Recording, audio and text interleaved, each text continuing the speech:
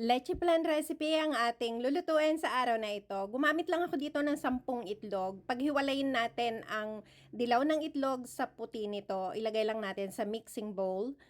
Maglalagay din ako dito ng 2 kalamansi. Pwede na rin nating ilagay ang balat nito at sasalain naman natin mamaya. Naglagay din ako ng 1 teaspoon ng asin, isang lata ng condensed milk at isang lata ng evaporated milk. Dahan-dahan lang natin itong hahaluin at salain natin ito ng 3 beses.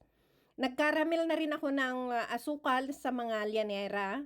I-rest muna natin ang mixture sa loob ng 1 oras. I-tap lang natin para mawala ang mga bubbles at i-steam natin ito sa loob ng 1 oras sa napakahinang apoy.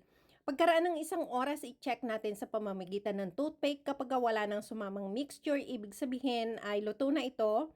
Palamigin lang bago ilagay sa refrigerator.